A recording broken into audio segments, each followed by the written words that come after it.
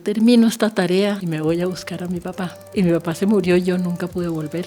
Nos está asfixiando la cantidad de muerte. Y nació esa criatura muy buscada. Para nosotros como que nos devolvió una razón de vivir. Es que llega un momento en que esas represiones empiezan a matarte el alma. Parte del exilio es estar siempre soñando con el regreso. Siempre. Es que no hay un día en que uno no sueñe con el regreso. Por bien que le esté yendo. La que era la aristócrata era mi mamá. Entonces mi mamá estudió interna en Alemania y en Francia. Y mi padre pues un viajero empedernido. Para él la felicidad eran los viajes. Y de colegio pues poco, porque entrábamos a los colegios y al ratico nos sacaban. Pero al mismo tiempo en la casa mucha lectura, mucha música clásica, mucho concierto. Hoy en día la solidaridad, la empatía es tan fundamental como procesos que rompan ese individualismo acendrado que ha traído esta cultura reciente, en particular la norteamericana. Los comisionados de paz caímos pues también ahí en esa redada de indeseables. Se utilizaba una expresión que era colgar la lápida al cuello. Pablo Escobar me amenazó de muerte una vez y la condición de exiliados como que nos unía un poco a todos. Era una colonia de mutuo apoyo, con el cuerpo en un lado y el alma en el otro, pendiente de las noticias de la patria. En el exilio no vives ni aquí ni allá. Uno se reencuentra con su primer amor cuando vuelve a Colombia. El único premio de verdad que tiene un escritor es como la reciprocidad de quienes leen los libros y que se los apropian. Yo creo que nosotros tenemos esa bandera bastante única en el mundo, la apuesta por la paz. Pues Gabo siempre fue muy izquierdoso. La historia de cómo Gabo ayudó aquí a los procesos de paz de los 80 nadie la conoce todavía. Como persona de izquierda yo combatía el poder pero no lo conocía. Desde Semana yo pude conocer el poder.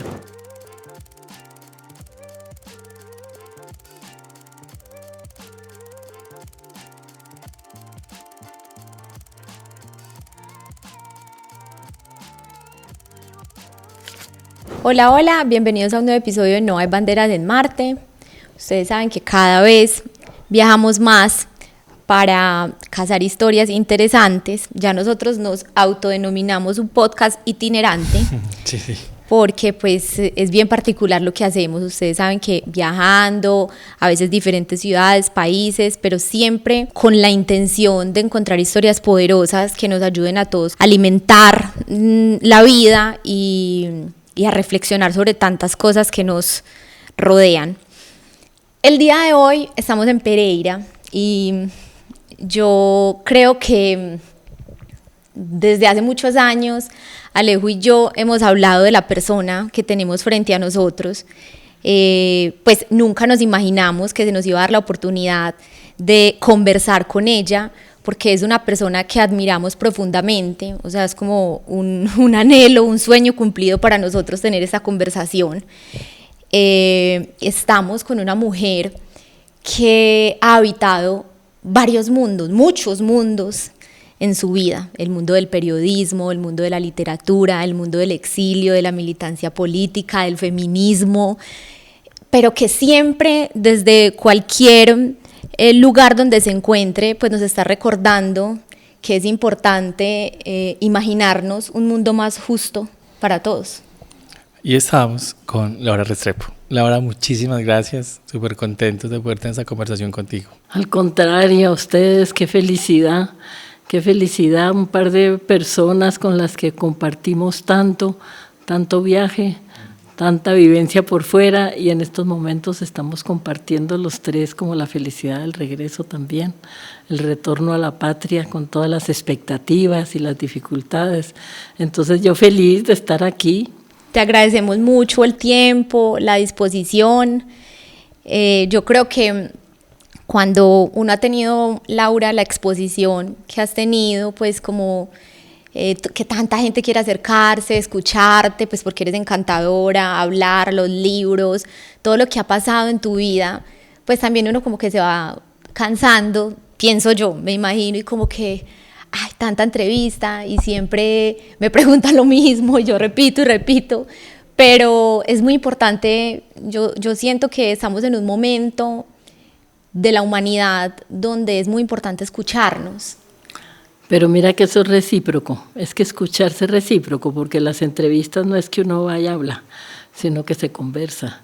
Y eso, mira, te lo digo de corazón después de tantos años escribiendo, el único premio de verdad que tiene un escritor es como la reciprocidad de quienes leen los libros y que se los apropian, y hay unas partes que les gustan y otras que no, y que se imaginan qué capítulos faltaron, y que también ya llega una edad en que uno se reconoce en la juventud, y ese es un premio, eso es un premio inmenso.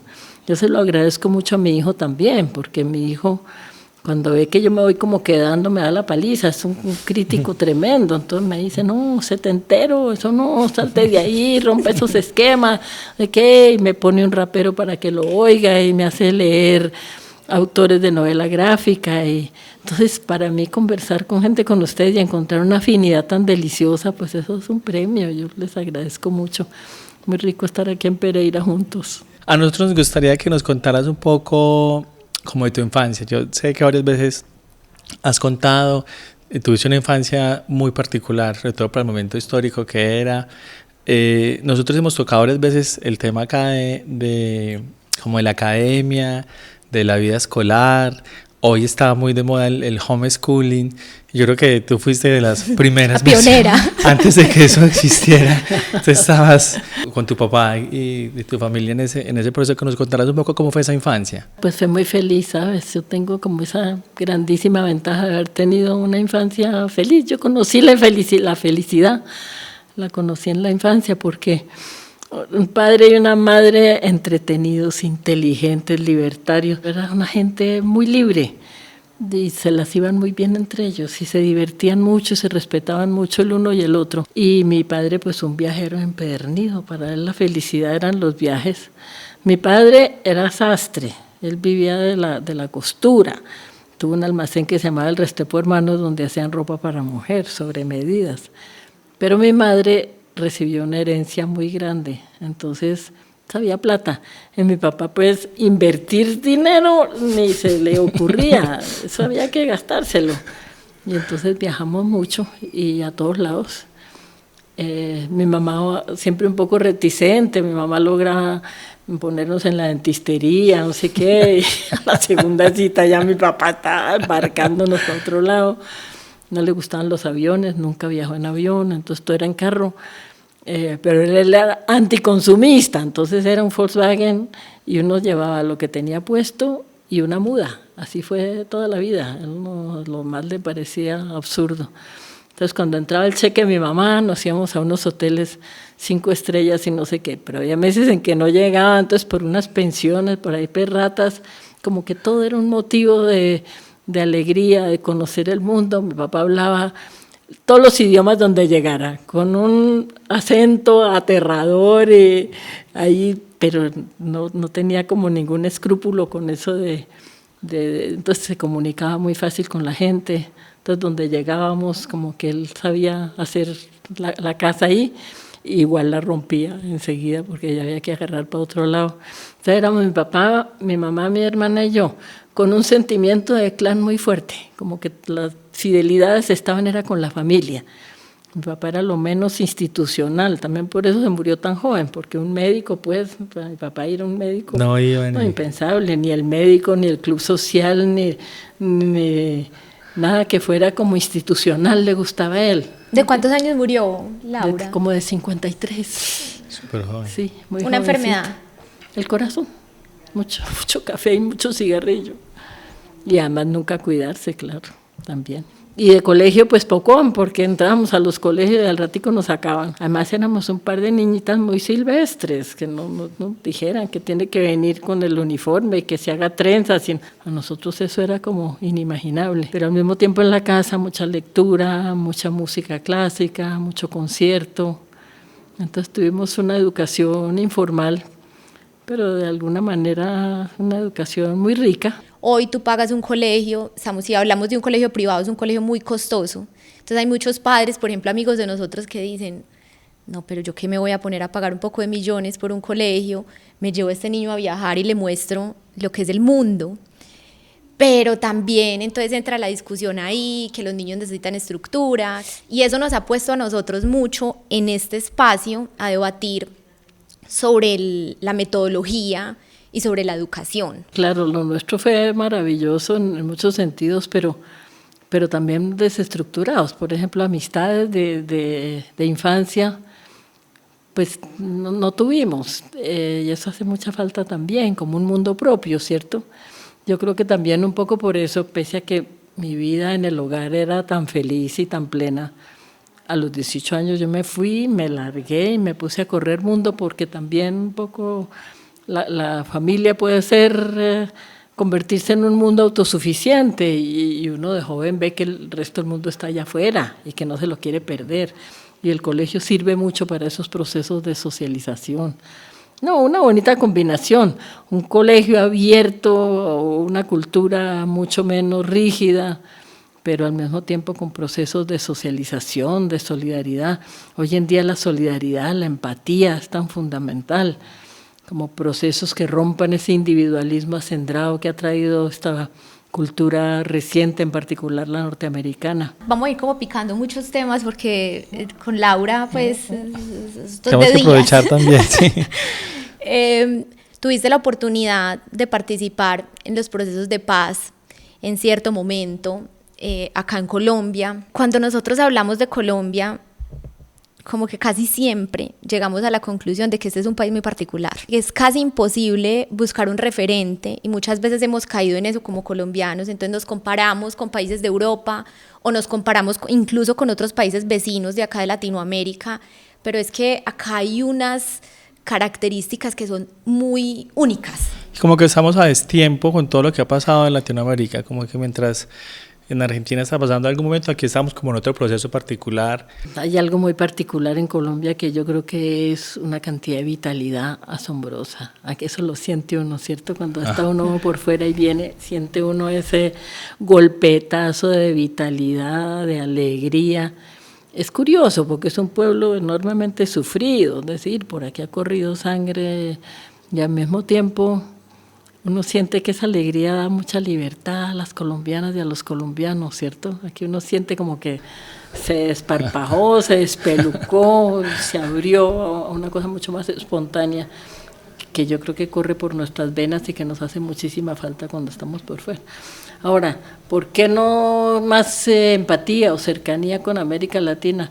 No, yo te digo que por una injerencia de afuera brutal, en donde muchas veces los presidentes y los gobiernos no son los que escogemos, sino los que nos imponen.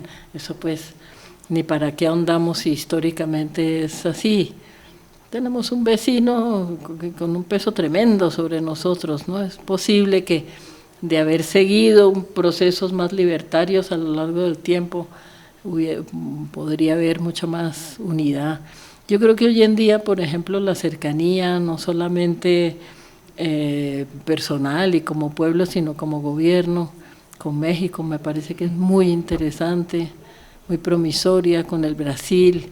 Ahí empieza uno a sentir una corriente intensa de unidad latinoamericana.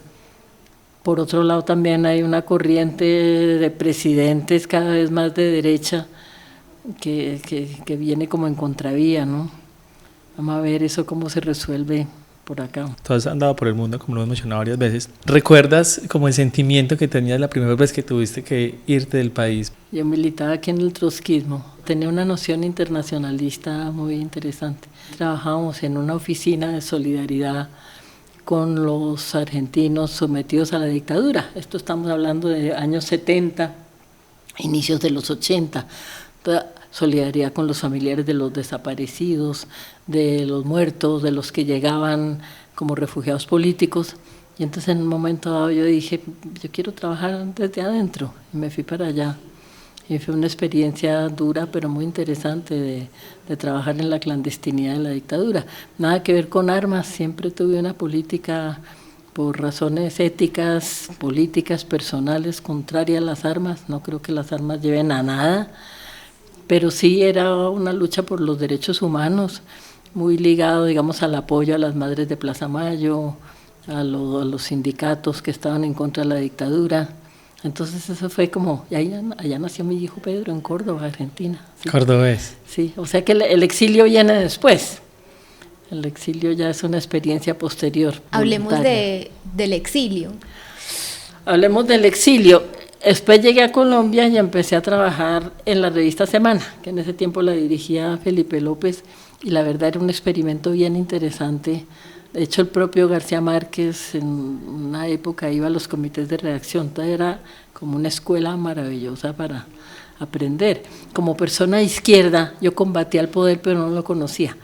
Desde Semana yo pude conocer el poder, porque entrevistábamos a los ministros, al presidente, como un complemento bien interesante para mí. Y por, digamos, la trayectoria de izquierda también, y al mismo tiempo yo manejaba política nacional en Semana. Entonces me nombraron el presidente Belisario Betancur, negociadora de paz.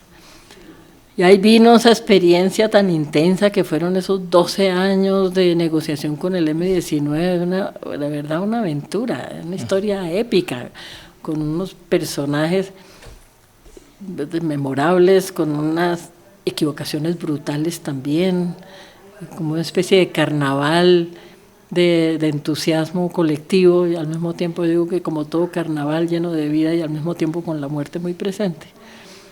Ese proceso de paz cerró de una manera brutal. El presidente Betancur cerró las puertas y se le cerraron en las narices a mucha de la gente armada que fue asesinada. Los propios del M-19 solían decir: los muertos de la paz los ponemos nosotros, y de hecho ellos perdieron más gente en la paz que en la guerra. Y los comisionados de paz caímos pues también ahí en esa redada de indeseables. En ese tiempo se utilizaba una expresión que era colgar la lápida al cuello, que le cuelgan a alguien la lápida al cuello.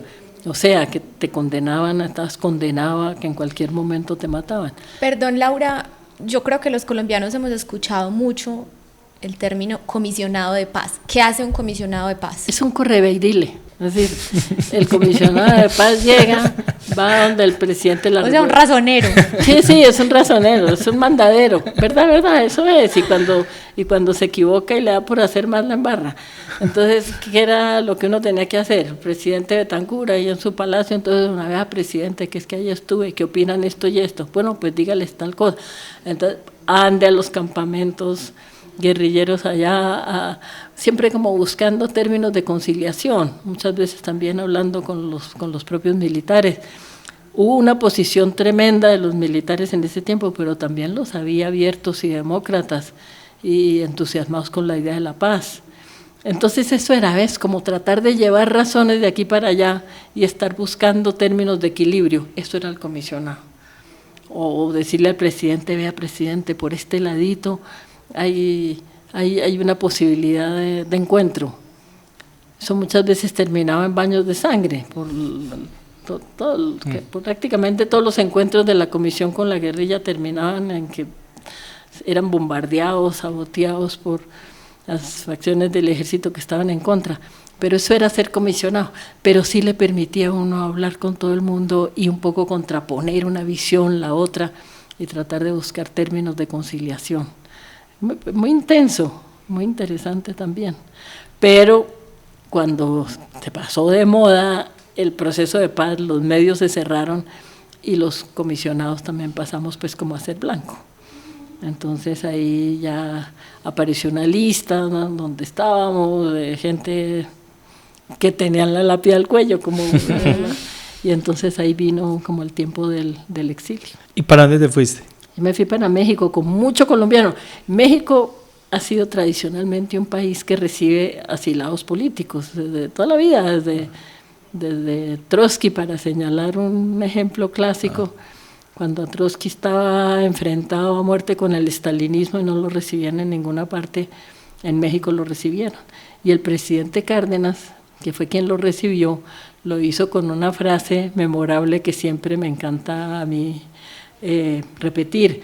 Dijo: recibo a Trotsky no porque crea en sus ideas, sino porque creo en mis ideas. Ideas liberales de apertura y de solidaridad. Entonces, la verdad, los mexicanos sí nos recibieron un montón de colombianos. Por allá ha pasado el exilio del Brasil, el exilio chileno, el argentino, y empezamos a llegar colombianos a borbotones allá, cuando la situación se puso tan dura acá. Entonces se encontraron allá y te juro que uno ni preguntaba ya ¿de quién venían huyendo? Unos venían huyendo de la guerrilla, otros de los paramilitares, otros escondidos de la mafia. Ya la condición de exiliados como que nos unía un poco a todos, era una colonia de mutuo apoyo interesante, cuidábamos a los hijos de los demás, fue una experiencia muy bonita. Como resultado de eso yo escribí un libro que se llama La Isla de la Pasión, que si bien es una novela histórica sobre unos náufragos que se quedan 9 años en una isla, de todas maneras muchos de los diálogos y como la experiencia espiritual era la del exilio, porque esos náufragos no podían regresar a tierra firme, estaban aislados ahí en medio del mar, y esa era como la sensación que uno tenía, ¿cierto? Por un lado en un país maravilloso, pero por otro lado no había internet, no había teléfonos, entonces uno era pendiente de un número de periódico viejo para saber, como con el cuerpo en un lado y el alma en el otro, pendiente de las noticias de la patria.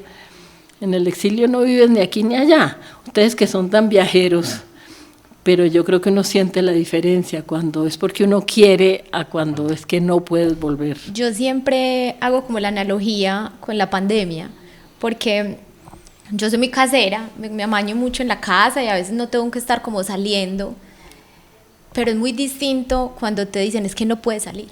Cambia todo. O sea, cambia, así yo me vaya a caer en la casa, pero es que me dicen no, ya ahí la sensación se transforma completamente y es lo que le pasa a los exiliados o a las personas que están irregulares en otros países y dicen, pero es que si me voy ya no puedo volver a entrar y entonces se me vuelve una situación muy compleja. Y eso pues cuando lo atraviesas por la situación familiar, dejaste tu familia en otro lugar, en este caso por ejemplo tus padres, y te vas y no sabes cuánto tiempo va a pasar, si se enferma tu papá, si se enferma tu mamá, no estoy ahí, y es como tener una división por dentro muy grande. Es tremendo, y está uno muy dividido, es muy esquizofrénica la situación. Yo me acuerdo alguna vez con mi hijo muy pequeñito, con mi mamá volando a Panamá y yo con mi niño volando a Panamá para la Navidad, y ahí como la emoción del encuentro y al mismo tiempo sabiendo que al otro día ella tenía que volverse para estar aquí con el resto de su familia. Son como las situaciones que se le presentan permanentemente al del exilio, y al mismo tiempo pues la gratitud enorme con quienes lo reciben uno allá y le prestan una cobija y ay mira no tienes cubiertos, toma, o gente que lo reciben en su casa. De hecho en México yo creo que casi todos los colombianos que llegamos conseguimos trabajo rápidamente, cosa que se agradece enormemente. Yo oigo a veces cuando los colombianos hablan con dureza de los venezolanos que están aquí, le digo yo, acuérdate de los millones de colombianos que están por fuera y que dependen de una mano amiga, de una sonrisa, de un gesto de comprensión, de compasión. ¿Cuánto tiempo en México, Laura? En México pasé 10 años, también trabajando siempre, moviéndome mucho, pero trabajando para la paz, porque era como tratando de buscar los apoyos internacionales para poder reabrir el proceso de paz colombiano.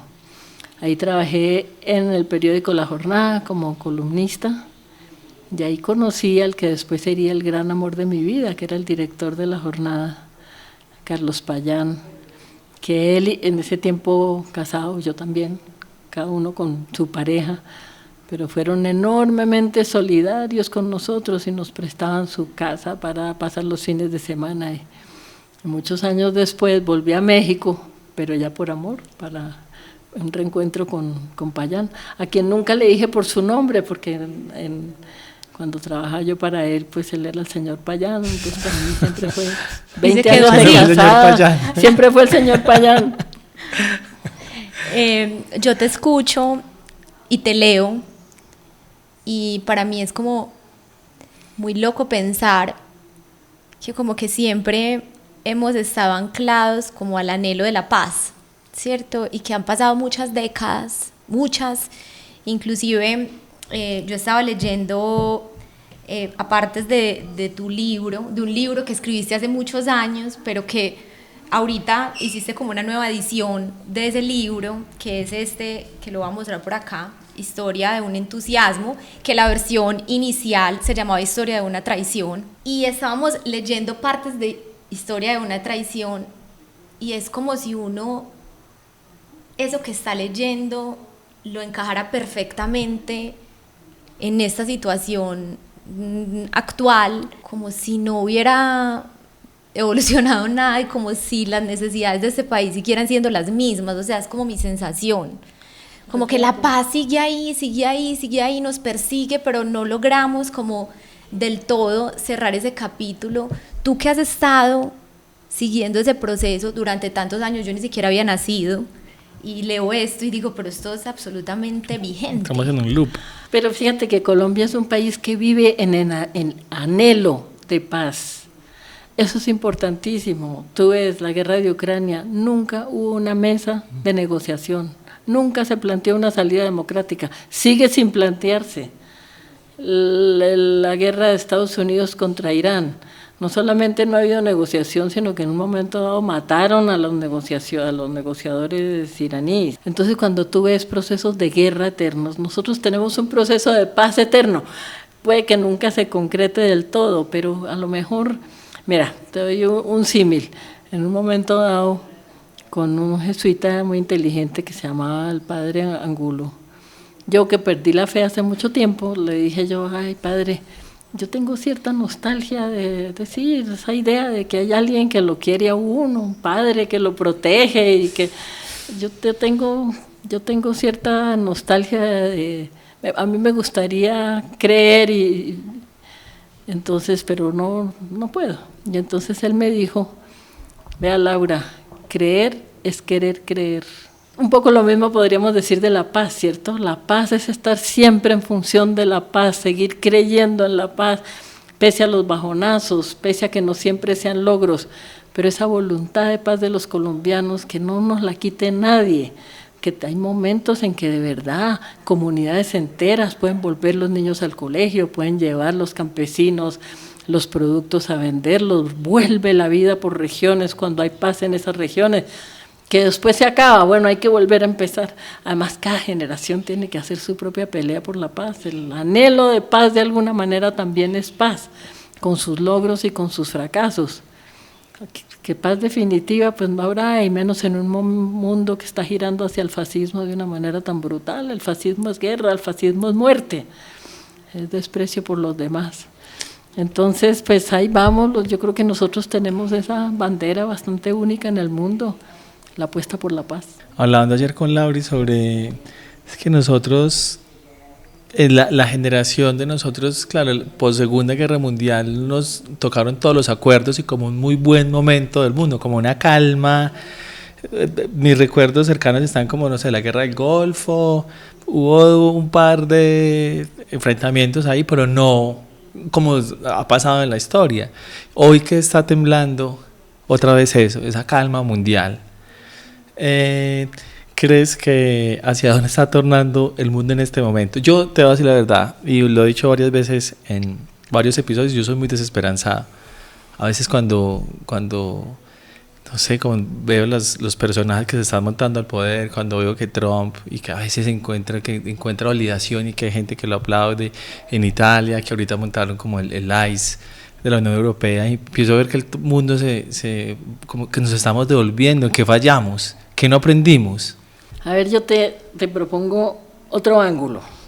Mira, hay un autor que me gusta mucho de la India que se llama Pankaj Mishra, que tiene un libro, varios, pero tiene uno que se llama El mundo después de Gaza. Entonces él plantea lo siguiente, dice, ese estado como de cierta paz mundial que vivimos, ¿era verdadera o era desconocimiento de lo que estaba pasándole a otros pueblos? Es decir, a nosotros mismos. Aquí en Colombia había masacres, había falsos positivos, el resto del mundo no se enteraba. Entonces lo que dice Mishra es el aterrador, atroz holocausto judío. Pasaba como el único, mientras que había un genocidio en Somalia, en el África, en Uganda, había incontables genocidios. Entonces también era como una especie de protagonismo de un norte tranquilo que todos asumíamos como propio. Yo creo que hoy también un poco la diferencia es que estamos viendo lo que pasa en el resto del mundo, como que ese mito de un norte que extiende su capa benévola sobre todos nosotros se rompió, y estamos viendo la realidad que siempre vivieron los pueblos que estábamos del otro lado. Tú lees un diario estupendo como es El País de España, mira las versiones que tenían de Colombia durante el uribismo. Yo nunca vi una crítica al uribismo, esto era como si esto fuera pues la paz total, cuando aquí estamos viviendo falsos positivos, paramilitares, la mafia era como lo único que se hizo, ¿no? Entonces, ¿no será más bien que se está destapando esa capa de falsa paz? Yo siento, mi convicción es que estamos mucho mejor ahora. Pese a los Trump, a los Netanyahu, estamos mucho mejor. ¿En qué sentido? Que se destapan, se ve lo que es, se ven esos procesos de colonización tan brutales que ellos encabezan. Eso hoy se ve. ¿Cuánto tiempo, cuánta gente pensando que en América, que en Norteamérica había democracia? Hoy los principales filósofos en el mundo dicen, ¿cuál democracia? En Estados Unidos, una democracia construida sobre la esclavitud, que nunca ha logrado revertirse en un país realmente no racista. Entonces, yo pienso que hay como un nivel de conciencia mucho más agudo, inclusive una conexión, lo que llaman el sur global. Yo creo en el sur global y me encanta recorrer esos países y sentir la hermandad que hay ahí, de países que nunca tuvieron el beneficio, digamos, de civilizaciones blancas, y que sin embargo la historia, de alguna manera, de los pueblos morenos, de los pueblos negros, era como la historia de los blancos, como si ellos fueran nuestros protagonistas también.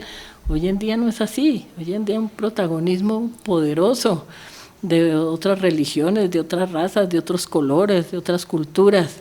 Para mí, a pesar de la dureza de muchas circunstancias, hay un momento de lucidez que tiene como muy buenos augurios, ¿cierto? Una realidad más real.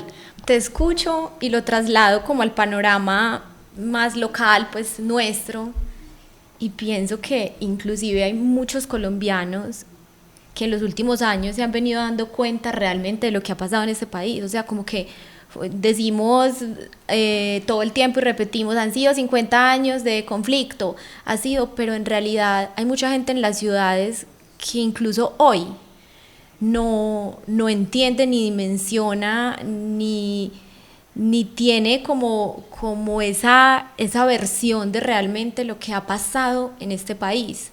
O sea, como que apenas hay gente que se está enterando de todo lo que ha corrido por acá, y siempre cuando pienso en Colombia pienso mucho como que ignoramos muchas cosas, o sea, desde cosas culturales, geográficas, del territorio. También hemos dicho acá varias veces que la guerra pues nos distanció un montón. Pero ¿qué crees, Laura, que hoy seguimos como los colombianos sin entender sobre este país? Yo creo que vamos poco a poco, pero mira que entiendo y quiero dirigirme a la gente que tiene tantas críticas con Gustavo Petro, ¿cierto? Pero hay una cosa que yo creo que nadie puede negar. Estos 4 años de Petro hicieron que el país se diera cuenta de que tenía derechos y que podía exigir sus derechos. Es que durante cuánto tiempo decíamos en décadas anteriores, no, estamos viviendo un momento de paz, mientras el Chocó se estaban muriendo de hambre los niños. ¿Me entiendes? Como que se borraba en esa realidad. Hoy en día es imposible. Lo mismo que estabas diciendo de África, o Exacto. sea, a escala. Exacto. Lo que dices tú, lo podemos traer a nivel local. Hoy en día todos tenemos que saber si el Amazonas nos la están destruyendo, cuánto tiempo estuvieron saqueando el Amazonas sin que nos diéramos cuenta. Entonces resulta que estamos perdiendo el gran tesoro nacional y planetario además, y no nos damos cuenta. Hoy en día la juventud es ecologista. El 90% de la gente sabe que la naturaleza hay que cuidarla. La conciencia de los animales, a mí me fascina. Este es el país más perrero y más gatero. Todo el mundo con sus perros y con sus gatos por todos lados, y el amor de la gente con sus animales. Eso es una cosa preciosa, y hoy en día somos conscientes de eso. Y entonces hoy la gente sabe que tiene derechos, por eso eso es irreversible. Por eso si viene a la presidencia una persona que pretende echar atrás el Estado social de derecho, va a tener enormes problemas, porque los colombianos hoy saben reclamar sus derechos y somos conscientes de las zonas atrasadas. Este es uno de los países más desiguales del mundo. ¿Cuánto tiempo vivíamos en paz, con la conciencia tranquila, sabiendo que las diferencias eran abismales entre los ricos y los pobres? Entonces, La conciencia duele, pero la conciencia es absolutamente indispensable. Quizá la falta de conciencia sea más tranquila, te deje dormir más en paz, pero es la conciencia la que hace historia, no la falta de conciencia. Yo también siento que hay una generación como con esa lógica de colonización, un poco como nosotros intentamos mucho acá como tener conversaciones sobre el país y a veces nos regañan, que están romantizando. La audiencia de nosotros, como te contamos, en su gran mayoría son colombianos en el exterior y a veces nosotros tratamos de contar que en Colombia pasan cosas chéveres desde diferentes escenarios, que como vos empezamos esta conversación, que Colombia está muy viva, las calles de Colombia están tremendamente vivas, hay festivales de música colombiana desde La Guajira hasta Leticia, en todo lado, y yo siento que hay un orgullo un poco de Colombia y de una Colombia que a mí me gusta mucho, que es la Colombia de la música tradicional, de un poco también orgullosos de nuestra gastronomía. Siento que está pasando, sí, que antes nos avergonzó, nos lo vendieron y por muchos años nos avergonzamos de eso y casi que salíamos y siempre nos sentimos poquiticos porque nosotros no lo hacíamos bien, porque nosotros no sabemos cómo hacerlo y resulta que diferente no es malo. Y siempre lo hicimos diferente, tenemos nuestras formas y yo siento que cada vez estamos un poco más orgullosos de nuestras formas y siento que eso sí es un cambio que se queda. Yo creo que tienes toda la razón. Mira, para ponerlo con ejemplos concretos, la fascinación por Miami. ¿Cuánto tiempo duró la gente colombiana la fascinación por Miami? Uy, un supermercado y unos Milky Ways, una pero eso era pues como el non plus ultra. Que yo me acuerdo de chiquita que mis compañeras de algunos de los colegios por los que iban a las fiestas con vestidos que les traían de Miami, pero como mi papá era sastre, mi papá nos hacía los vestidos a mi hermana y a mí, entonces eran las otras con unas arandelas rosadas y no sé qué, mi papá era sastre, sí. Entonces no, en Miami era como, todavía pues hay quien se presenta como que es el rey de Miami y entonces puede entrar aquí matando. Eso se ha acabado, ese mito se acabó, como se acabó el mito del sueño americano para el 90% del mundo. Ahora, eso que dices como una especie de reivindicación de lo propio y lo latinoamericano, una cosa también que viene muy fuerte de México, los mexicanos son tremendos super para mexicanos. eso, reivindicación de su pasado indígena, de sus raíces, la mitad del idioma del español mexicano está empapado de todos sus viejos lenguas. Eso que es muy cierto y delicioso acá, también va acompañado por una cosa que representan ustedes dos, que es también la internacionalización del colombiano, es decir, éramos también al mismo tiempo, paralelo con la fascinación por Miami, es que ni siquiera era por Nueva York, que uno dice, New York, como dice Bad Bunny, sino por Miami. Verano en Nueva York, bueno. Sí, bueno, todavía no. Que pasaban más cosas, por lo menos. Sí, Nueva York tiene los suyos. Hay una expresión que nos dijeron hace poco en un episodio y es que los que iban a Miami eran la familia Mármol, del mar al mall. Qué divino, eso no lo había oído, está divino. Pero entonces la internacionalización también, porque era la fascinación por Miami, pero también éramos como el ombligo del mundo y totalmente desentendidos de lo que pasaba por fuera.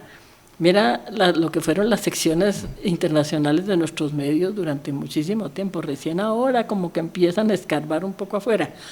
En cambio ahora son ya varias generaciones que han hecho la vida por fuera, que ven el país desde afuera, que se empapan de otras culturas, que hablan idiomas y a valorar otras culturas y a tener como esa visión de Colombia como una parte del mundo. Y cómo no sin eso, es decir, si es que estamos vibrando al mismo ritmo para bien y para mal que los otros pueblos. Entonces yo creo que eso se ha ganado una juventud como la de ustedes, que es feliz de estar aquí, pero también feliz de la experiencia que tuvo viajando por todo el mundo, mirando todas las culturas.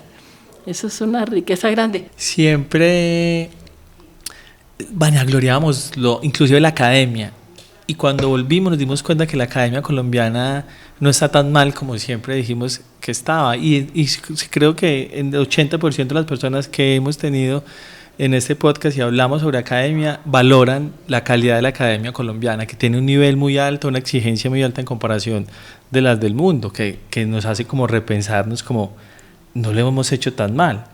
Yo creo lo mismo. Por ejemplo, la Universidad de Antioquia es una maravilla de centro de pensamiento y de libertad fantástica.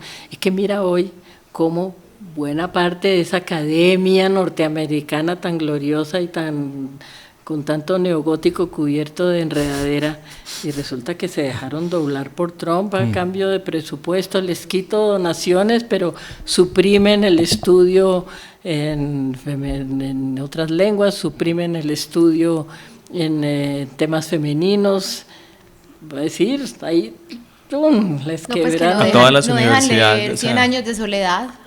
Está vetado. Vimos un meme que decía que es increíble que en este momento se pueda llevar un arma en Estados Unidos al colegio, pero no 100 años de soledad en la maleta. Qué paradoja. Definitivamente, Laura, has tenido pues como una vida también muy dedicada, y al inicio lo dije, como a defender los derechos, abiertamente dices, yo he sido una persona que he militado en la izquierda colombiana, pero también pues tu experiencia por Latinoamérica ha enriquecido mucho ese proceso, y por lo menos en Colombia ser de izquierda ha tenido un estigma muy grande. Ay, yo no sé, yo toda la vida lo he dicho, y para mí ha sido un territorio abierto a la discusión, a las ideas, a la acción. Mis íntimas amigas y amigos hoy en día siguen siendo los viejos militantes de España, de Argentina, de todos lados. No, para mí la izquierda siempre ha sido una gran familia abierta a todas las posibilidades. Hemos tenido hubo años muy duros en donde ser de izquierda, pues, la UP pasó por un genocidio. Es que me pasó eso, por ejemplo, yo me crié con los muertos. Entonces para mí era como un trauma, casi que decir que era sin estar en la clandestinidad, simplemente decir que era de izquierda, era como, más bien me callo porque en mi adolescencia, porque de pronto puede pasar algo. Sí, claro, no, yo entiendo, y yo no te voy a decir que no han pasado momentos muy peligrosos y muy duros. Pablo Escobar me amenazó de muerte una vez, pero para mí la izquierda siempre fue, por el contrario, un espacio de pensamiento y de crecimiento personal. Pues que fíjate, mi papá, en medio de todo, que nunca fue un hombre de izquierda, cuando llegó Allende a Chile y la Unidad Popular, mi papá dijo, nos vamos ya para allá. Entonces nos fuimos allá a conocer a Violeta Parra, a Víctor Jara, que la Peña de los Parra, que las poblaciones Callampa, no sé qué, él era un fascinado.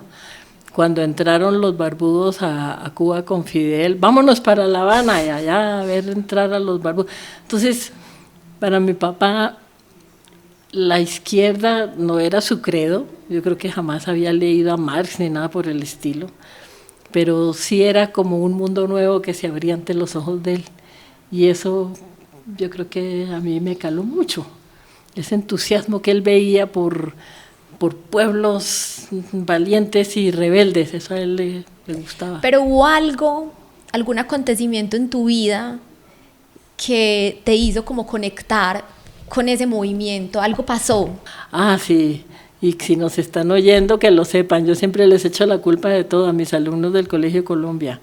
Yo era estudiante, entré muy chiquita porque como no hice colegio, entonces yo presenté mis exámenes como a los 15 años en el ministerio, asesorada por mi papito, que era mi maestro, y entré a la universidad muy chiquita. A los 17 años yo fui maestra de una escuela pública que se llamó el Colegio Colombia. Ellos dicen que no, pero eran todos mayores que yo, ahora dicen que no. Y entonces yo iba a la clase a la universidad y tomaba nota y volaba al Colegio Colombia y a enseñarles, ¿qué les iba a enseñar? Lo que acababa de recibir en clase. Y yo era pues burguesita y tal, y de minifalda y no sé qué, y ellos eran muchachos de barrios muy populares, todos marxistas, todos rebeldes, y entonces me hacían mucho la tiradera. Uy, se me burlaban, pero... Y fue como conversando con ellos, y me llevaban a sus casas, me llevaban a sus barrios, a mí me mostraron otro país, esos muchachos me mostraron otro país, y me abrieron los ojos en muchos sentidos, y yo dije, Sí, yo soy muy feliz en mi clase no, porque mis papás nunca pertenecieron pues socialmente a nada que no fuera su propio como núcleo, pero sí, yo soy muy feliz en mi familia y como con la cultura que he tenido acceso, pues yo quiero ver ese otro país vibra de una manera fascinante. Me tocó también el boom latinoamericano, no es por nada, pero el boom latinoamericano nos cambió la manera de pensar. Vargas Llosa, que acabó siendo tan derechoso y tan conde y tan hola y no sé qué, era un tipo que tenía librazazos como La ciudad y los perros, como La Casa Verde, que lo estremecían a uno. Julio Cortázar, que siempre fue un portento de una manera distinta de ver América Latina, de pensar. Gabo siempre fue muy izquierdoso. La historia de cómo Gabo ayudó aquí a los procesos de paz de los 80, nadie la conoce todavía. Entonces eran pensadores de primera línea, lo más importante que tenía el mundo en literatura en ese momento, y eran de izquierda. Entonces imagínate, para una muchacha de 18 años, ¿por dónde iba a crecer? Por una derecha anquilosada de unos partidos tradicionales que ya no tenían nada que decir, que venían de la atroz violencia de los años 50, que a mí me alcanzó a tocar. De niña te tocó la violencia. O ese campo que se estaba abriendo de la izquierda, que era internacionalista, que era de poesía, que era de música, que era de literatura. Entonces, mi juventud, digamos, fue más bien siempre ahí y nunca me quise apartar de ese espectro. Y cuando tus padres te vieron ya como tan apasionada con el tema, o sea, tan clara con tus ideas y con lo que te imaginabas de sociedad, ¿cómo lo recibieron ellos? No, eso fue brutal. Es que la militancia tiene, o tenía ya, pues, eso tenía cosas muy duras, sí, eso fue brutal, porque claro, no, ¿dónde está? No, por allá en la Argentina, ¿no? ¿Dónde está? No, por allá en el País Vasco, ¿dónde está? No sabemos dónde. No, fue muy brutal. Mira que yo que adoré tanto a mi papá, la militancia además es una vida verdaderamente dura, por allá en unos barrios populares, y uno ahí con un sueldo mínimo, y yo siempre pensaba, yo termino esta tarea y me voy a buscar a mi papá. Y era como siempre, ¿no? 2 meses más aquí, pero yo me voy para donde mi papá. Y mi papá se murió y yo nunca pude volver. Y para mí eso fue, pues, sí, no, la ruptura no fue así como amparada desde arriba, no, sí era como una cosa u otra. Eso no fue fácil, ni fue fácil para ellos tampoco, además por momentos también, pues eso de la clandestinidad, mi pobre mamá divina, se fue, yo embarazada en Córdoba, la represión en Córdoba era brutal. Había un general que se llamaba el Cachorro, le decían el Cachorro, que colgaba gente, cadáveres de los puentes en Córdoba. Córdoba tradicionalmente ha sido más conservadora que, por lo menos, que Buenos Aires. Es que lo que pasa es que como Córdoba es sierra, ahí había mucha guerrilla, entonces la represión era muy brava. Fuerte. Y mi mamita se fue para allá a cuidarme el embarazo y el parto y todo. Ellos muy solidarios también. Pues mi papá yo no le di tanta oportunidad porque yo me perdí y no decía dónde andaba. Culpa de él. Él me enseñaba a hacer pateperro y a andar como a mis aires. Y mi mamita sí se fue para allá y muy divina, me acuerdo de esa represión tan brutal de Córdoba. Y mi hijo se tomaba recién nacido una leche que se llamaba M20. Mi mamá por las droguerías allá buscando leche M19. Entonces, sí, pero muy lindo. Vivíamos en un barrio súper popular, en un apartamentico que tenía el tamaño de esta mesa. Ahí estaba la cama, el colchón de mi mamá, la cuna del bebé. Y ella ahí muy solidaria también. Ella fue muy linda. ¿Alguna vez te has replanteado como ese camino que también elegiste? Sí, como no desfallecer, como uff. Sí, era muy sectario, eso era muy duro con las familias, era muy brutal, era una ruptura muy brutal, sí. Y además como uno tenía como el complejo de clase también, ¿no? Uno en el partido no era pues la estrella fulgurante, uno era lo que se llamaba ahí de la puta base, porque uno venía de la burguesía, ¿cierto? Uno no deja de ser la burguesita. Entonces uno más duro todavía contra los de uno para más botas y más mochila y más, no más teso, para que no se le notara la burguesita. No, muy duro. Eso no tendría por qué ser así, porque las familias tienen que estar incorporadas. Ustedes me han dicho cómo es la felicidad de coincidir políticamente con sus madres y sentirse acompañados por ellas. No, esa parte era muy dura. La militancia tenía cosas muy duras y ojalá no se revivan. Yo te quería preguntar sobre el libro, sobre cómo cuál es el sentimiento o qué pasó para pasar de la traición al entusiasmo. Sí, cómo llega esa nueva versión del libro con la palabra entusiasmo. Pues es que fíjense que, claro, yo lo escribí en el exilio y creo que el punto final lo puse en Madrid. De hecho, la primerísima edición fue regalada a unos curas españoles, porque aquí nadie quería publicarlo. Entonces, unos curas españoles mostraron interés y se los regalé. Pero era en medio de un baño de sangre y toda la gente, la mayor parte de la gente con la que yo había tratado para las negociaciones, pues la habían asesinado. Entonces, uno sí sentía que el presidente Betancur se había dejado llevar por una oleada de reacción brutal. El M-19 tampoco siempre fue fiel, era difícil de manejar. Ahí hicimos con Camilo González, que colaboró en el libro, un último capítulo diciendo, este libro se cierra. Yo terminé de escribirlo antes del Palacio de Justicia, y alguien que lea el libro no entiende por qué pasó el Palacio de Justicia después. Hicimos un capítulo diciendo también, había latente una fascinación por las armas y una convicción de que las armas podían llevar a la victoria. No del todo injustificada, es decir, después del atentado a Antonio Navarro, que era un tipo que había salido a pecho descubierto, sin armas, y lo revientan con una granada, afortunadamente sobrevivió. Eso reforzó en el M-19 esa fascinación por las armas. Pero en fin, todo se vivía como una traición, ¿me entiendes? Como un proceso que podía ser glorioso y había terminado en un baño de sangre atroz, que eso fue una matanza brutal.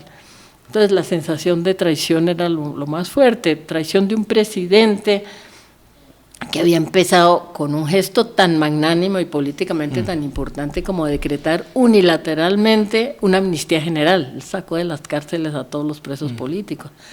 Y después el presidente como de brazos cruzados, viendo cómo bombardeaban campamentos guerrilleros, mataban milicianos, bueno, entonces la traición era como la primera sensación.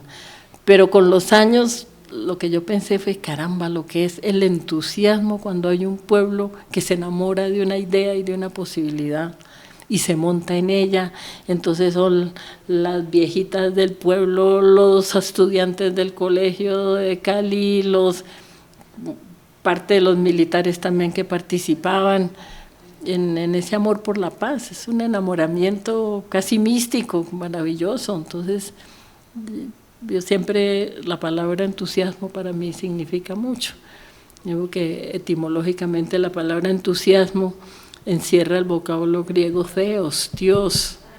El entusiasmo es una exaltación del alma que te lleva por encima de ti mismo y te vuelca hacia los demás. Entonces dije, lo que hubo fue ese entusiasmo. Es un momento como único en la vida en que no quieres comer, no quieres dormir, te sientes joven, sientes que puedes mover montañas. Yo creo que en estos momentos, en estos días, aquí está renaciendo ese enorme entusiasmo. ¿Te da nostalgia recordar esos momentos? Yo creo que aquí se ha vivido varias veces. Este es un país capaz de montarse en esas oleadas de entusiasmo. Y tanto nostalgia, no, como urgencia de recuperar esos momentos que producen los grandes saltos históricos hacia adelante. Te voy a hacer una pregunta que últimamente vengo haciendo a casi todas las mujeres que se hacen al frente de nosotros. Laura, con una vida como la tuya, de militancia, de tantas cosas difíciles también que eso implicaba en ese momento, ¿cómo llega la maternidad? Eso se fue como una bendición. Fíjate que yo nunca lo había pensado, de verdad no. En la Argentina, en medio de tanta muerte, ahí con la represión brutal que había con la dictadura, entonces te mataban a un amigo, y mataban a una compañera y desaparecían a uno y otro. y quien era mi pareja en ese momento, el padre de mi hijo, dijimos, hay que tener un niño, hay que traer vida, no, nos está asfixiando la cantidad de muerte. Y nació esa criatura muy buscada, muy amada, y para nosotros como que nos devolvió una razón de vivir. Es que llega un momento en que esas represiones empiezan a matarte el alma. Y entonces esa criaturita nació, fue como ver una flor ahí en medio de ese desierto. Y mi hijo siempre ha sido para mí un ancla a la vida y a la alegría y a la juventud. No, pues yo regalaría todos mis libros a cambio de la dicha de haber sido madre. Es un sentimiento muy, muy, muy fuerte en mí. Tenemos una relación deliciosa, discutimos como locos, todo el motivo de unas discusiones fenomenales. Pero pues eso es vida, y siempre le he agradecido muchísimo su compañía. Además, esa sensación de que hay alguien que te importa más de lo que te importas a ti mismo, eso es una gran... Y también alguien para quien eres fundamental, ¿no? También saber que hay alguien que te quiere más que a su perro, que en el caso de mi hijo. Es mucho decir. Y quién sabe si me desmienta, además. Puede que diga que... Puede que estén peleando ese puesto, ese lugar. Puede que me digan, no exageres. Laura, ahorita mencionaste que la palabra entusiasmo tenía ahí como etimológicamente a Dios. ¿Cómo ha sido tu relación con la fe? Pues yo sé que has mencionado como un par de veces que eres como agnóstica, pero háblanos un poquito de eso. Yo creo mucho en la espiritualidad y creo en lo sagrado, ¿sabes? Y una de las cosas que me duele mucho de esta cultura, no la buena cultura norteamericana, que también la ha habido fantástica, sino la más materialista, es como la desacralización de la vida, ¿cierto? De las relaciones personales, todo mediado por el dinero. El dinero desacraliza todo. Lo que son relaciones humanas, de afecto, las convierte en una contabilidad como ajena a la esfera de lo afectuoso. Entonces, yo creo que todos mis libros de alguna manera tienen ahí esa beta donde se está, bueno, ese también, donde se está buscando la espiritualidad. Ahora, con la religión, yo fui expulsada de la religión a los 6 años. ¿Por qué? En ese momento estaba en un colegio católico y entonces era la primera comunión. Para empezar, todas mis compañeras les ponían unas coronitas de flores así como de novias, y a mí mi mamá me chantó una capota. Yo no sé por qué me puso de capota, y yo era con capota con un moño acá y las otras así, bueno, entonces ya eso no me pareció tan bueno. Y voy a hacer la primera comunión con todo y mi capota, y el cura me saltó, le dio la comunión a la de acá y me brincó y le dio la comunión a la de al lado. Yo me quedé como viendo un chispero. Entonces después fui y le dije, mamá, no me dieron hostia. Y entonces se fueron a averiguar por qué, y entonces el cura dijo, porque ella se paró del confesionario antes de la absolución. Entonces no me han dado... Entonces, bueno, no, nunca me perdonaron, así que fue la única confesión de la vida, fue esa que quedó interrupta. Así que... Sería la capota. No, no le gustó al cura la que capota. El cura dijo, esta de capota no le doy hostia, pero... Ay, y nunca más, pues ya... Pero es que en mi casa, por ejemplo, el pesebre era fundamental, la novena, los aguinaldos. Ritualizar le da una magia a la vida sí. Tremenda. En la casa siempre fue, pero eso nunca fue muy relacionado con la iglesia. A misa claro. No íbamos, yo nunca vi una mesa con mis papás, pero en la casa todo lo que era como la ritualidad cristiana, por ejemplo, ir a Sevilla a la Semana Santa, para mi papá y mi mamá, eso era como la puesta en escena más prodigiosa. Entonces la ritualidad sí siempre fue muy respetada en mi casa. Por ejemplo, en Semana Santa pues se comía pescado, había como de todas maneras un apego a una tradición cristiana que yo siento muy presente, la manera como hablamos, tanta cosa nuestra que aunque no seas que no te reconozcas como católico, en el fondo está pues como en lo profundo de tu alma. Mira que yo les contaba que a mí me publican en varios de los países árabes y me encanta ir allá a conversar y a presentar mis libros. Y es curioso, por ejemplo en Yemen, que es un país musulmán de los duros, sí. Lo primero que te advierten es, usted no diga que es ateo, porque a mí no les gusta la gente que no cree. Ahora, si usted dice que es cristiano, eso les parece muy tolerable, porque entonces es interesante, como una especie de espiritualidad que une pese a una filiación religiosa definida. Pero fíjense que de todas maneras con la religión, a partir del Papa Francisco y de este Papa León, que portento de Papa, cada día descubre uno más la verdadera oposición a Trump, es el Papa. Ahí encuentro yo una vocación por la defensa de los pobres, el rechazo a todo ese estrellato de los millonarios, una negativa, un rechazo a la guerra, una denuncia de la guerra. Fantástica, la Iglesia está teniendo reivindicándose. A través de los papas se están tomando posición, están a la vanguardia de un pensamiento alternativo a ese como fascismo creciente, muy interesante. Sí, yo soy a mí Francisco me fascina. Y este Papa, yo creo que duré el primer año sin saber cómo se llamaba el Papa, y ahora cada vez que se grata sorpresa. Es una sorpresa y es una admiración. Laura, ¿por qué volver a Colombia? Después de tantos años, vos escribes y pudiste haberte, no sé, quedado en otra parte, y como nos pasa a nosotros que hay muchas personas que nos escriben que no logran reconciliarse con este país, con sus formas, que las sacó el exilio, las sacó la violencia, la pobreza, la violencia en todas sus formas, y tienen un dolor inmenso y como que no logran. Y dicen, no, yo a Colombia no vuelvo. ¿Qué te pasó a vos? ¿Qué dijiste? No, pues yo sí. Es que fíjate que yo creo que pues salvo esos meses de exilio que era que no podía volver, yo siempre he vuelto y siempre estaba aquí para las fiestas, para los acontecimientos. Mi familia sigue estando aquí, entonces yo nunca rompí. Y yo, a ver, me dirán ustedes si no, parte del exilio es estar siempre soñando con el regreso, siempre. Es que no hay un día en que uno no sueñe con el regreso, por bien que le esté yendo. Uno afuera es extranjero, eso no hay nada que hacer, entonces como una necesidad de pertenencia.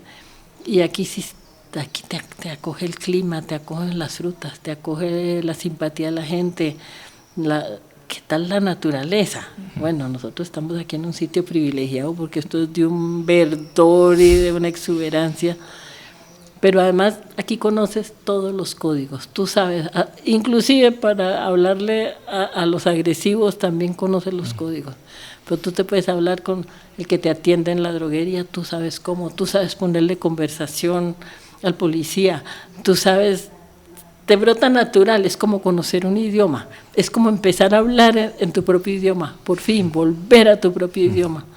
Eso es delicioso. Y como una cosa espontánea, a mí me encanta, por ejemplo, en un restaurante que acaba uno íntima de los de al lado. ¿Por qué? Pues porque sí, porque alguien oyó algo que decías y te contesta. En ese sentido me parece un país muy abierto, y les voy a decir una cosa que quizás sorprenda a mucha gente: la libertad de las mujeres aquí es una delicia, que las mujeres son muy poderosas. Que el machismo latinoamericano, pues sí lo hay, pero cuando uno conoce el machismo afuera, se da cuenta del portento que son las mujeres colombianas, que lidian con la guerra, que lidian con la peste, que lidian con la pobreza, que con los hijos. Con los hijos, manejan la casa, manejan las finanzas.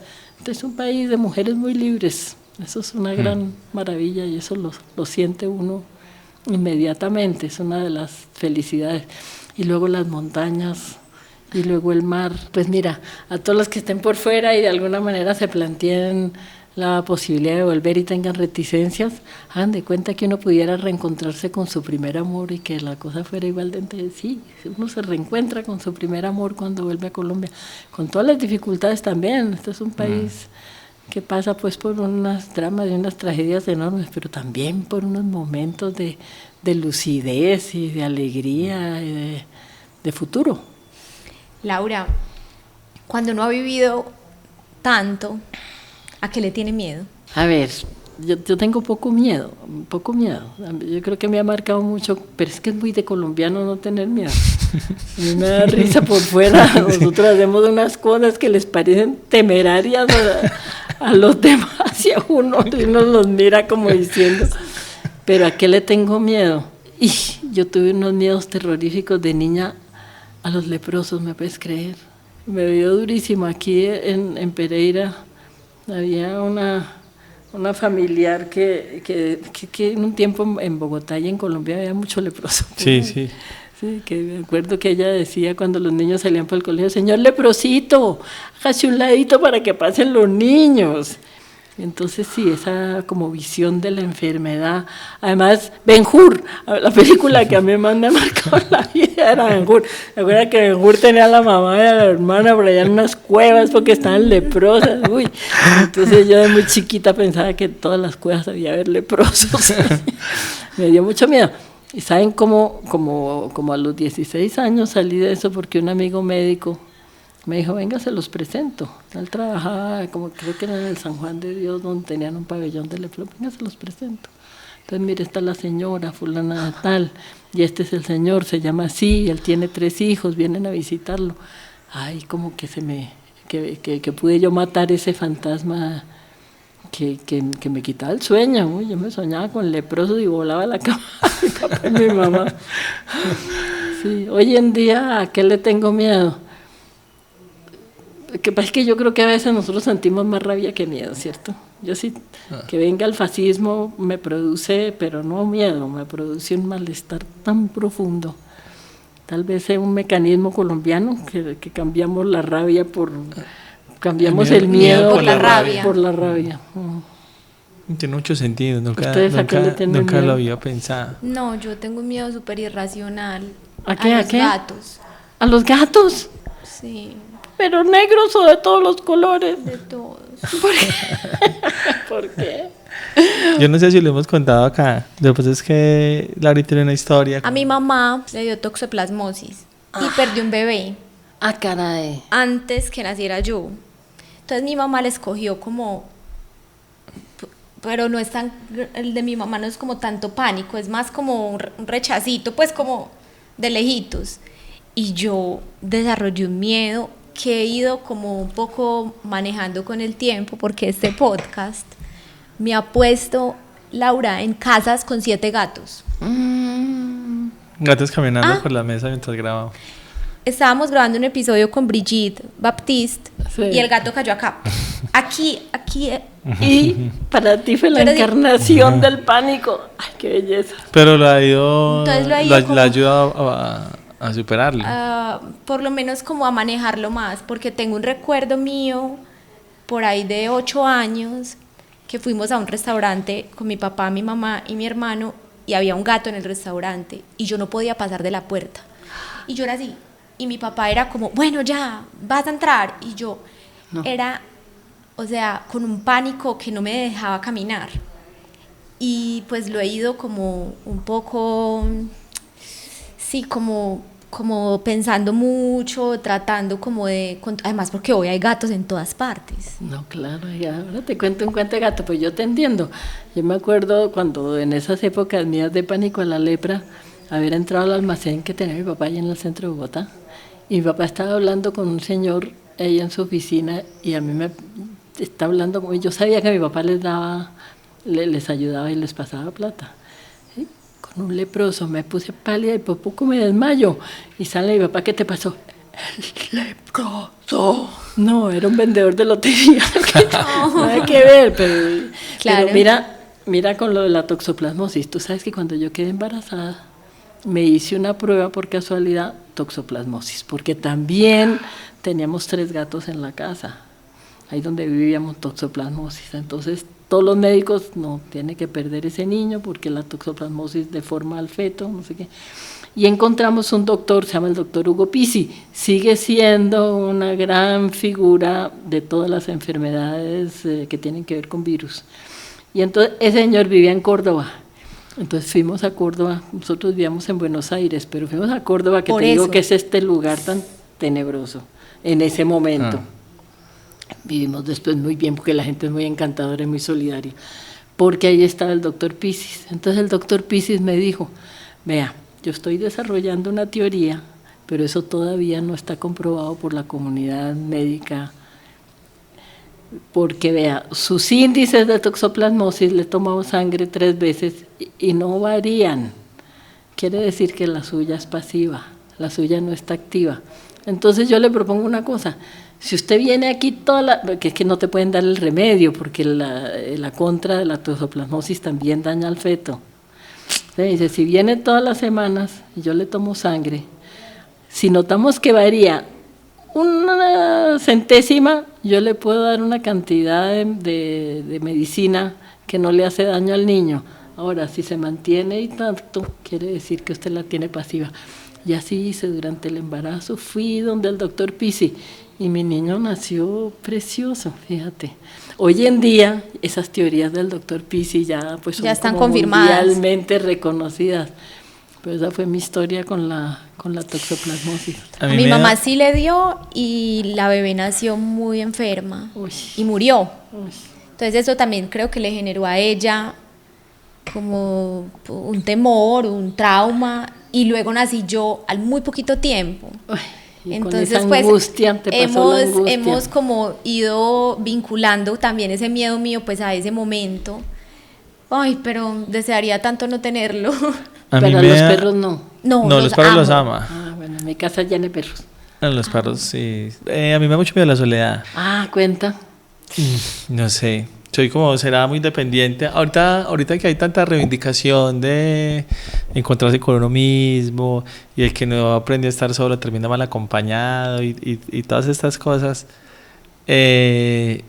malo para estar solo. ¿Será que he pensado que no me caigo tan bien?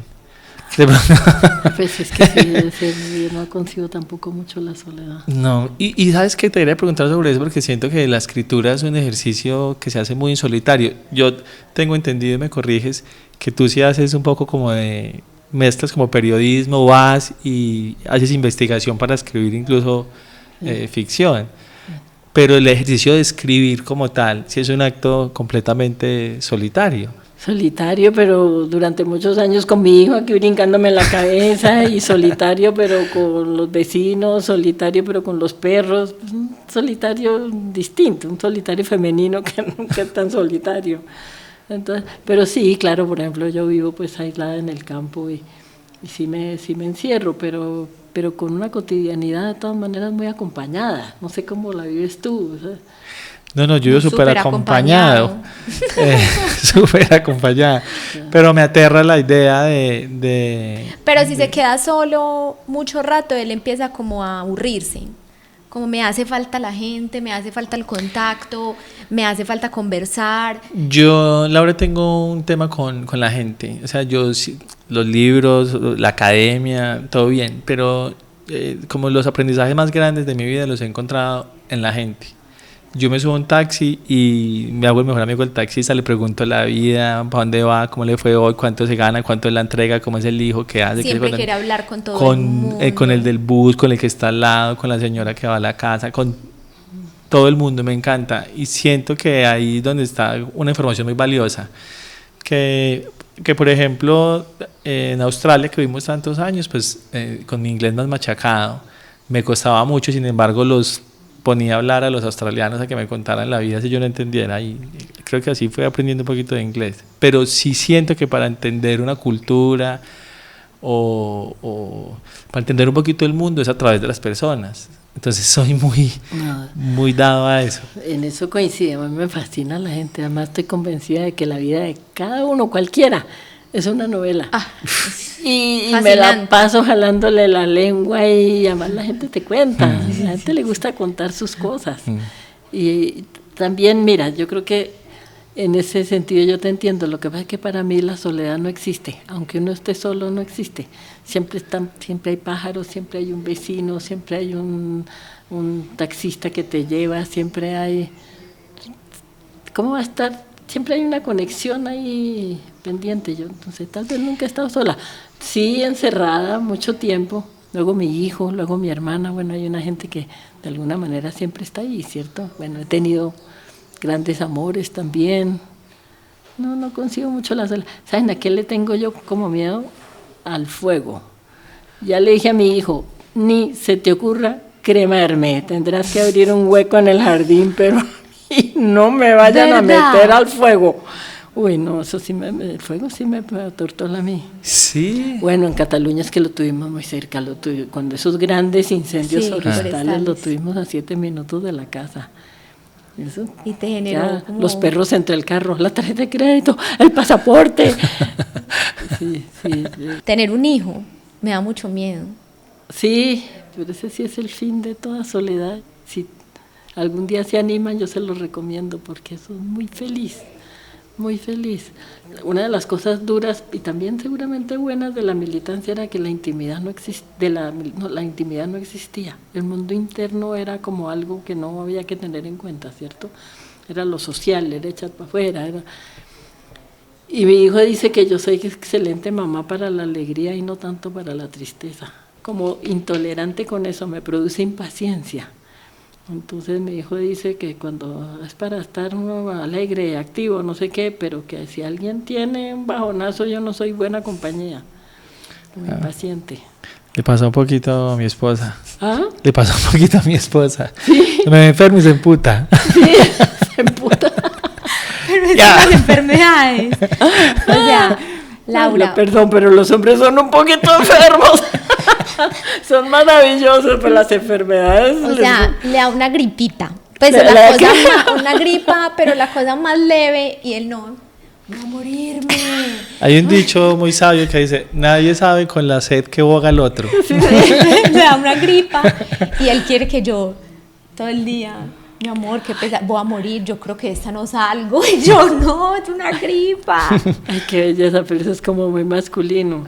Sí, no, un hombre sí. con una cortada en un dedo, es una descripción de 3/4 de hora. Mira, el cuchillo entró, pero no hasta el fondo, ¿entiendes? No tocó hueso, pero los bordes se pusieron rojos, ¿entiendes? Como tirando a morado. Puede uno hacer una novela de una cortada en un dedo, ¿sí? La vez pasada un uñero en Bolivia. Ay, un uñero. Un uñero. Yo este uñero me lo veo muy raro. Y yo, Alejo, es un uñero y nosotros viajando. Y pues se le ha puesto ese uñero inconado y se le ha puesto todo este dedo así. ¿Sí ves? Voy a perder el dedo por tu culpa, por no ponerme cuidado. Tenías razón, era un uñero mortal. Ay, qué belleza. Ay. Laura, ya para ir cerrando esta conversación tan amena, ¿cuál ha sido la década más difícil de tu vida? No sé, yo creo que ninguna. A ver. ¿Te has gozado esta vida con toda? Ay, pues yo he sido muy feliz. Yo no te digo que sin momentos muy críticos y muy duros y con pérdidas muy grandes, pero yo le doy gracias a la vida de haberme dado como tanta alegría. Siempre como que he querido mucho y me he sentido muy querida. Y eso no se ha ido ni en los momentos difíciles, tampoco lo he perdido. Y además adoro mis perros, adoro mis libros. Sentarme en una chimenea me produce felicidad, caminar por la montaña. El fuego me gusta en la chimenea. Sí, Controladito. Ya quietico, sí, en la chimenea yo le digo, de ahí tú te quedas. Como grandes dificultades, sí. Momentos muy brutales también. Te admiro tanto, Laura, porque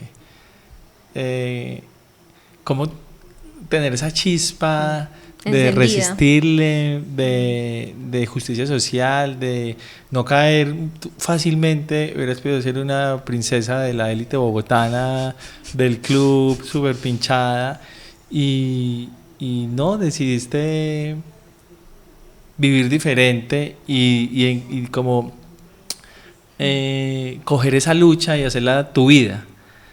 Y a veces como puede ser más cómodo, no sé, como... Mirar para otro lado. Sí, mirar para otro lado y podría seguir escribiendo y estar tranquila, y no. Y admiro tanto eso porque yo a veces me he sentido como cansado, como de pelear y como que, en serio. Y estoy mucho más joven y no me tocó lo que te tocó a ti, ni el exilio, ni la violencia, ni estaban matando a mis amigos, ni cercano. Que el otro lado tampoco debe ser tan bueno. Aquí los ricos la pasan muy mal. Yo de verdad no entiendo cómo es que no desean con todo corazón un cambio social. Tú sabes lo que es vivir uno con 7 guardaespaldas, el temor de que el hijo se fue a Andrés Carne de Res, que si lo mataron, que si lo persiguieron. ¿Cómo cambiar la felicidad de estar tranquilo a cambio de unas reformas para que el resto de la gente también viva bien? ¿Me entiendes? Esa seguridad para mí a costa de bala para los demás es como muy absurdo. Pero, a ver, es que en mi casa siempre hubo una cosa, la que era la aristócrata era mi mamá. Mi mamá sí fue huérfana, pero al mismo tiempo huérfana de un señor riquísimo. Entonces mi mamá estudió interna en Alemania y en Francia. Mi mamá hablaba sin acento alemán y francés. Mi mamá jugaba todos los deportes. Mi hermana y yo somos unas chuchas, ¿no? Para los deportes no hemos jugado nada. Mi mamá era tenista. Mi mamá jugaba billar, era golfista. Mi mamá era distinguidísima. Entonces mi hermana y yo siempre fuimos como de clase media, porque entre mi mamá y nosotros había un abismo. Sí, no. Además porque la plata se acabó también. Llegó un momento en que toda esa grandeza, ella era muy divina, porque cuando la plata se acabó, ella seguía sirviendo a la mesa divinamente. Le hacía a uno pasar unas angustias. Me acuerdo una vez en Estados Unidos, mi mamá en un almacén, "Do you have a ring to call the butler?" Que tiene una campanita para llamar. Y nosotras con mi mamá, con los niños salidos de la piscina, nosotras en chanclas y mi mamá pidiendo una campanita para llamar. Entonces, como tampoco nunca hicimos mucha parte de ese mundo, ¿me entiendes? Yo no, las mieles de ese mundo yo no las conocí, ni tampoco las añoraba. Mi mamá era muy divertida y se la pasaba, era con un club de caminantas y se recorrían el país, y como que la felicidad siempre fue otra. Yo no me puedo imaginar cómo será uno de señora bien. Yo creo que una pereza muy infinita. Ok, bueno, hay unas muy chéveres, pero que tener que jugar ese papel. Qué desgaste. A mí me parece que es súper exigente como estar tan bien puesto todo el tiempo. A mí me parece que no es como divertido. ¿Qué? Que no es divertido. A mí No me parece que falta divertido. como... onda. Todos perfectos, pero no, falta caminería. Pues ustedes que se han lanzado a vivir el mundo por todos lados, han desafiado todas las culturas. Muy chévere, muy genial. Pero, o sea, yo me pregunto a veces también, con Alejo decimos como, y cuando pensamos en los hijos, a veces como cansados, como huepucha, tanta cosa, al trabajo, apostándole a un proyecto, pues que es un sueño. Y yo te tengo al frente y te miro y yo digo, ¿cómo hace uno para conservar esa energía, esas ganas? Es que yo creo que lo que no se le puede acabar a uno en la vida es como el ímpetu, como las ganas de hacer cosas, de vivir, que sientes que es fundamental en tu vida, que te alimenta, que te motiva y que te mantiene así. Bueno, es que este país es una exigencia de entusiasmo permanente y además una motivación. Pues este país de todas maneras en tantos sentidos es por hacer, y tanta gente capaz que está haciendo. Yo creo que aquí en Colombia no te aburres. Eso seguro, aquí siempre hay gente que te está dando ejemplo, y hay gente que necesita, y hay gente que pelea.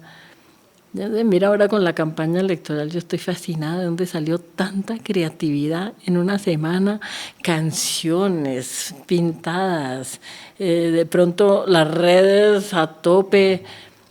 Yo no sé, aquí hay una energía que lo mantiene uno muy, muy vivo. Yo sé, hay una señora que trabaja en mi casa ahora.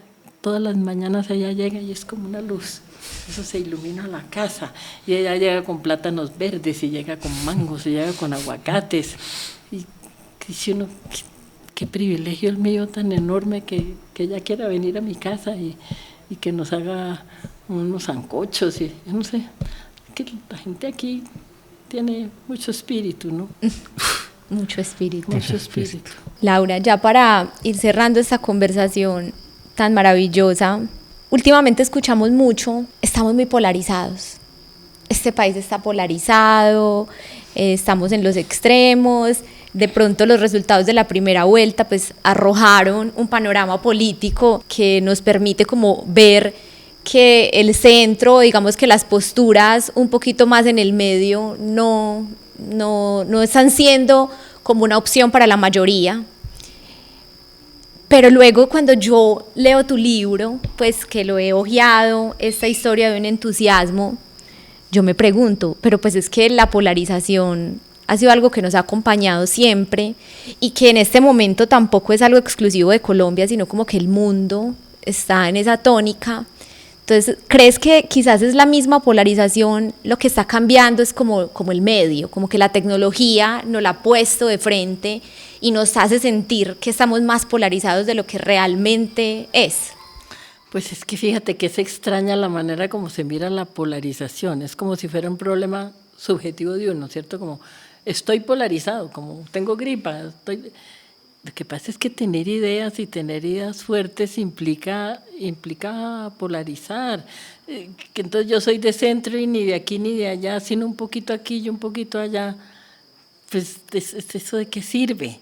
Entonces yo no le tengo miedo al debate de las ideas, y uno no está un poquito a favor de la violación y un poquito en contra, está en contra. Uno no está un poquito a favor de pegarle a la mamá y un poquito está en contra. Uno no está un poquito a favor del fascismo y un poquito no. Entonces, tener ideas y tenerlas fuertes y defenderlas, ¿por qué ese miedo? ¿Por qué ese miedo? Otra cosa es ser uno cerrado, no querer hablar con los demás, no querer entender a los demás. La amplitud, esa es necesaria. Pero como se entiende acá, de una posición intermedia, que un poquito de un lado y un poquito del otro, eso lleva una pasividad y lleva como una quietud mental que yo de verdad no la entiendo. Yo entiendo que no hayan votado por el centro, es que es muy difícil. Estoy por el cambio social, sí, pero un poquito, siempre y cuando que eso no, un poquito sí y un poquito no. Eso a mí no me, o si no, como la supuesta objetividad, hay que ser objetivo. Entonces, miremoslo por un lado y miremoslo por el otro. Por un lado muy bueno, pero por el otro lado muy malo. Ese es un ejercicio mental que yo no valoro mucho. Yo creo en la gente con ideas y que las defiende. Que entonces tiene que pelear duro. Pues sí, mientras no sea con violencia, ¿por qué no se puede pelear duro? ¿Por qué no se puede? Para llegar a acuerdos. Eso lo aprendimos los comisionados de paz acá. Para llegar a acuerdos las peleas eran muy duras y las discusiones eran muy fuertes. ¿Por qué se estigmatiza la polarización? Además, en un mundo que marcha hacia el fascismo, ante el fascismo no hay opción. O estás en contra y te opones con alba, vía y sombrero, o entonces eres cómplice. También es que, ¿cómo eres no polarizado frente a un Trump? Si es que Trump me gusta un poquito. No me gusta ningún poquito. Estoy en el polo opuesto de ese señor. No, sí, hay ideas que indiscutiblemente uno tiene que centrar en una posición, porque es muy fácil terminar siendo cómplice. Exactamente, creo que lo describes muy bien. Y hay cosas que no se pueden permitir. Y ¿sabes qué es lo que siento yo? Que ya lo vivimos. Es que no estamos mirando a ver cómo sería. Ya sabemos cómo es. Y la última vez que pasó, pusieron 1 millonada de muertos. Entonces, si sabemos cómo es, ¿cómo vamos a permitir que se repita? Que es lo que más me sorprende a veces. No sé, y ahorita que estamos con tanta información y como que no nos sentamos a mirar que las posibilidades de que vuelva a pasar, estamos a esto. Así es, pero es que está pasando. Mira, el genocidio de Gaza. ¿Cómo eres neutral o cómo eres apacible frente a una monstruosidad de ese tamaño? Están aniquilando a un pueblo, lo siguen aniquilando ante la pasividad del mundo. Entonces uno no está un poquito a favor y un poquito en contra. O siempre y cuando no me tenga que pelear con nadie, entonces prefiero no mencionarlo. Es que dejamos de ser humanos. Entonces también hay un ritmo en el mundo de horror y han eliminado todas las reglas de convivencia, las molieron, no hay ningún respeto por la soberanía de los pueblos, no hay ninguna otra ley que no sea la de la fuerza. Entonces, ¿cómo dice uno no? Yo ante eso, un poquito sí y un poquito no. ¿Quiénes somos? Es un poquito humano y un poquito no. Entonces no se puede. ¿Qué tiene de malo discutir duro si en el fondo estás buscando también llegar a ciertas bases de acuerdos? Pero eso no se logra con el agua tibia, eso se logra con la discusión fuerte. Hay que mojarse. ¿Qué te preocupa más del mundo? ¿El autoritarismo, la desigualdad que está tan tenaz? ¿O esa...? Porque yo siento que cuando hablamos de la polarización, lo que preocupa a veces no es la polarización per se, sino como la falta de discusión argumentativa que permite como exponer las ideas y ampliar ese debate. O sea, yo siento que ahí es donde, o sea, la polarización no es sí, no, sino sí, por qué y no por qué, y pongamos sobre la mesa todo lo que eso conlleva. ¿Crees que es el autoritarismo, es la desigualdad, o es también como esta falta de hablar argumentadamente, de pensamiento crítico, de escucharnos? ¿Qué es lo que más preocupa en este momento? Mira, yo creo que hay que ponerle nombre, la desigualdad, la disolución del Estado en función de los negocios particulares, el capital manejando por encima de todo, el fin del Estado de Derecho, el desprecio por la pobreza y el creer que los millonarios pueden mandar, el creer que la inteligencia artificial es una especie de Dios que va a solucionar todo de forma imparcial. Hoy en día eso se llama fascismo. ¿Por qué no le ponemos nombre?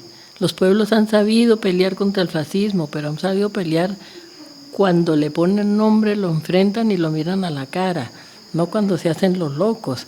En la Guerra Civil Española, cuando se vino el fascismo, los republicanos decían, con el fascismo no se discute, se lo confronta y se lo derrota. El fascismo es la negación de democracia. ¿Por qué vamos a pensar que es democrático discutir con una extrema derecha que está por coger a bala a cualquiera que disienta? Entonces hay como una falsa idea de democracia, ¿cierto? Como un chicle. Soy tan democrático que soy democrático con la antidemocracia. Eso no tiene sentido. Laura, es un placer escucharte. A mí me alegra mucho, pues personalmente, y lo he expresado acá con varias mujeres que hemos tenido como la fortuna de tener al frente para conversar, y es que me llena de orgullo como estas mujeres tan sensatas, tan fuertes, tan valientes, pues que son los referentes para nosotros y para nosotras. Eres una inspiración gigante. Gracias por darnos este regalo de tenerte acá y conversar sobre la vida, de todo. Tú eres una de ellas, muchacha, un ejemplo maravilloso de lo que es vitalidad y ganas de tragarse entera la vida. Como dicen, tragarse la vida y escupir la pepa. Qué maravilla, bueno, me encantó conversar con ustedes, qué delicia. Laura, muchísimas gracias. Sale uno cargado de energía después de conocer tanta vida que han vivido. Pues mira, yo aspiro a ser, aunque sea un pálido reflejo de lo que es la mujer colombiana, que da esta pelea por la vida, las madres de Soacha, las madres de la Escombrera, las madres en el Chocó. Qué valor y qué alegría que les da para seguir viviendo. Yo porque siempre he sido una persona como muy bendita por la vida, pero pues hay gente que la pasa realmente mal y sin embargo qué carácter y qué temple y qué dignidad.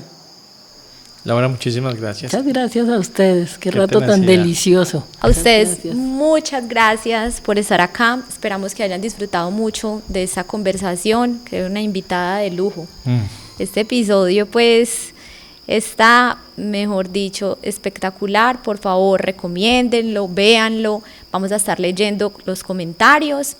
Perdón, Lauri, antes de despedirnos, yo sí quiero hacer la invitación.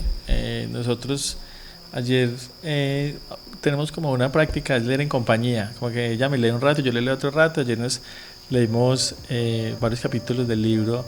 Creo que es muy importante leerlo para entender un poco de lo que ha pasado en nuestra historia reciente. Esa frase que se volvió como cliché, que aquel que no conoce su historia está condenado a repetirla, Creo que es Le muy cae muy importante. bien a Sí, le ese. cae muy bien. Creo que entender la historia contemporánea y qué ha pasado con la resistencia a este país, con los procesos de paz, nos ayuda a entender un poco el panorama actual. Entonces la invitación es a que lean el libro. Esta es como un remake de un libro que escribiste, como lo mencionaste ahorita, hace unos años. Entonces súper recomendado. A todos muchas gracias y nos vemos en 8 8 días. Chao. Chao, gracias.